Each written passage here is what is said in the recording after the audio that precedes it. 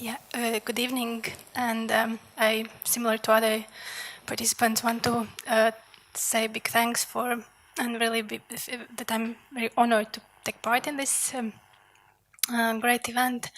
And also, in a way, before my presentation, excuse the following minutes, saying that it will be actually quite simple guided tour for through the art territory, which to many people are still unknown territory. So it's the Baltic art and Baltic cultural context through some art historical perspective.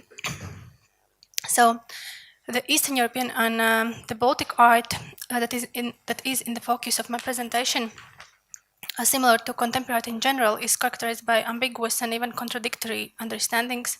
And just like in contemporary art in general, there are no clear markers.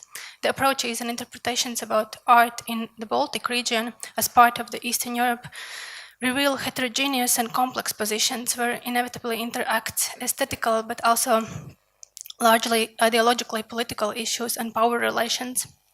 In this paper, I will examine these different attitudes and power contexts in relation to Baltic art, how they have changed, and how they interact with the certain problematics brought out in Eastern European studies like critical geography, post-socialist condition, seen also through the post-colonial lens, as well as the dichotomy and binarism of center-periphery model.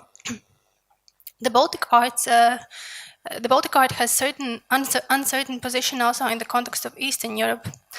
Piotr Piotrowski, in the introduction of his book Art in the Shadow of Yalta, where he examines East Central European art, does not consider the art from the former USSR. He arguments that political factors that created in Russia a system of cultural and artistic references are completely different and impossible to compare with that of the Eastern European countries. However, as the main argument, he mentions that a great deal has been already written about this art, and it's fairly well-covered terrain. Above mentioned, unfortunately, does not apply to the art of the Baltic countries. In the comparative studies of Eastern European art is often overlooked region. One of the reasons of this overlooking possibly is their complex geopolitical status in Eastern Europe. Location at the intersection of Europe and Russia turns them into a peculiar borderland case. Telling is even the simple fact that Latvia, Lithuania, and Estonia are the only three states that have been part both of the Soviet Union and of European Union. Baltics as a term referred to historically, culturally, and economically affined European region, similar to Scandinavia or Balkans, with which still not so rarely Baltics is confused, showcasing that for many this is still really unknown territory. However, Baltics has also always dealt with mixed identity, both quite strong internal links, and at the same time hesitation whether in field of culture or art such Baltic scene really exists and functions.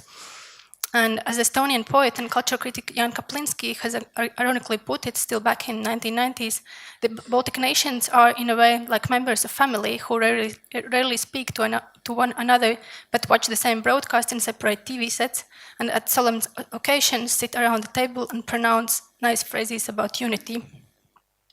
Dynamics of the regional identity also reflected through the culture and art through the history has faced several changes, both in external power relations and also both the external power relations and also desire to articulate their own national identities undeniably had always played an important role for the region. And let me briefly sketch it. During the socialist period, when Baltic states were part of the Soviet Union, they were characterized by similar social-political and also cultural contexts. Art was strictly controlled by the political reality, and a rigorous censorship system did not permit any critique of the regime or open opposition to its ideology. The art scenes followed the guidelines from Moscow, but found breaches in the system, and the progressive and avant-garde art in all three Baltic states were quite often camouflaged behind the programs which supported the system.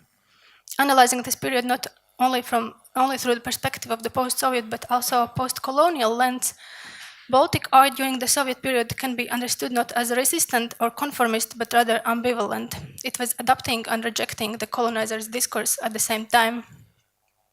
During the socialist period, Baltic art scenes supported the regional links and had close collaborations, still all three art scenes, Latvian, Lithuanian, and Estonian, were rather different from each other, confirming similar logics to that which Piotrowski and other scholars point, analyzing Eastern European art scenes. After 1989, when the Baltic states had regained their independence, the art in this region was influenced by more global or international systems and power relations. The Baltic countries, which identified themselves with Europe, where they finally returned, now regarded the Soviet past as something other, and in the post-socialist syndrome gradually changed the focus on historical trauma, soon to amnesia regarding the past. The wish to forget the past was followed also by wish to break away from Baltic boundaries, and the interest about this past returned only with the new generation of artists who perceive this past from much more distant perspective. So after 1989, instead of like in the 90s, instead of collective circulation of cultural values, as more determined appeared mutual competition.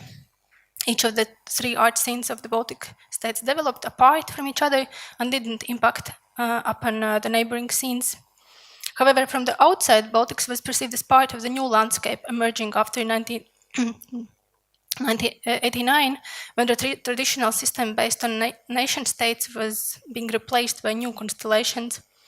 The cooperation in the region now was based on a new strategy aimed at opening up and expanding the boundaries of existing art scenes. The meaning of the Baltic region during the 1990s implied already a much wider Baltic Sea region, embracing not only the Baltic, but also Nordic countries, North Germany, Poland, and Northwest Russia. The cultural exchange and cooperation around the Baltic Sea corresponded to the priorities of the official regional culture policies, while these pragmatic relations paved the cultural ways and exchanges between the West and the East.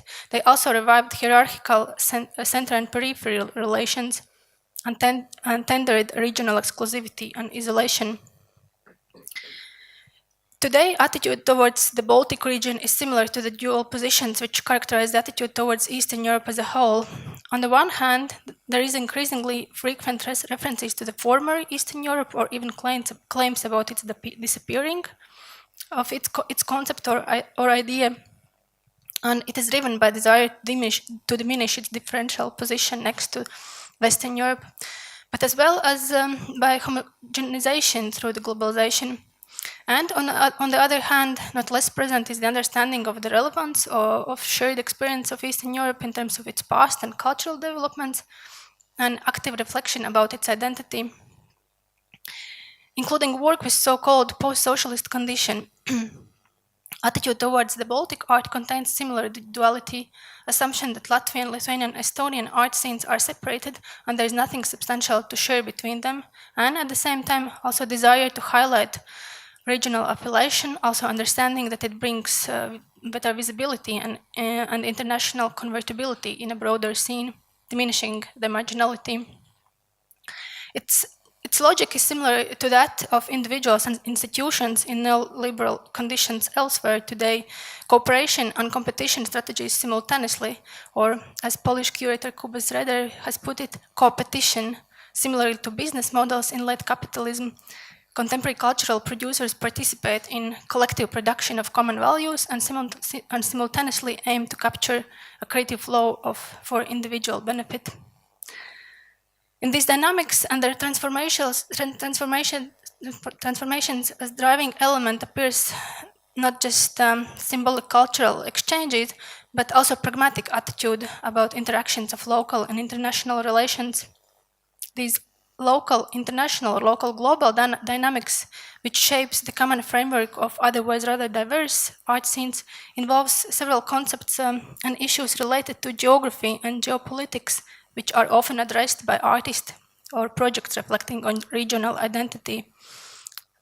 Issues and concepts like place, belonging, nationalism, internationalism, self and other relations, or center and periphery relations, deterritorization, perspective of margin, edge, or border, etc. Piotr Piotrowski, speaking about the art geography of Eastern Europe, has often referred to Irit Rogov's highlighted concept of critical geography that is significant in terms of relationship between different places, especially the relations between the West and the rest of the world. The prism of critical geography focuses on a concrete rather than universal space or place and relations between these places and time, geography, history, and other relevant contexts. The concept of critical geography is useful also for the Baltic art, thinking how the local global power relations today in multiple ways are still influenced by historical situation of the post-Soviet condition. The broader art historical debate about it often mates post-socialism and post-colonialism theories, which contextualized as a concept of Baltic post-colonialism comments not only the art of the past, but also of colonial attitudes nowadays. Mating the complexity of the post-Soviet condition with that of post-colonial studies, as part of theoretical analysis, historians and art historians often refer to several metaphorical comparisons in relation to the Baltic, but also broadly to Eastern European contexts. As recently used metaphors or concepts can be mentioned, for example, suture, which describes the intricacies or inside-outside interrelations and dynamics between different actors, the non-place as a consequence of neoliberal global capitalist era, or the footnote, a metaphor about the identity of subaltern in dominant structures of the post-Soviet cultural environment. Alongside these, as well as a number of other metaphors, but also referring to context of geography, the very, very common concept is already often mentioned, and also metaphor is a term which is in the focus of this conference, the concept of mapping, atlas or cartography. So these concepts are useful looking at the post-socialist conditions in perspective of local global relations. Maps can serve as a framework for better orientation. They show the distance between one place and another, or the way to take. A number of significant Eastern European projects have been addressed or used this concept of the map as an orientation set. To name just a few, Eastart Map and Mind the Map History is Not Given by Irvin, Atlas of Transformation by Platform Transit in Czech Republic. Also, Piotr Piotrowski refers to his In the Shadow of Yalta as a map of the region and outline of its historical and geographic dynamics of the art in Eastern Europe. Maps and atlases revealed how conceptual thinking can be transformed into imaginary seeing, wrote Willem Flusser in his essay My Atlas, turning the map into action, into mapping, which nowadays has become an influential artistic research method, can be used as a method both for attempt to understand and also to deconstruct, to look critically at established and sometimes outdated concepts of the history of art.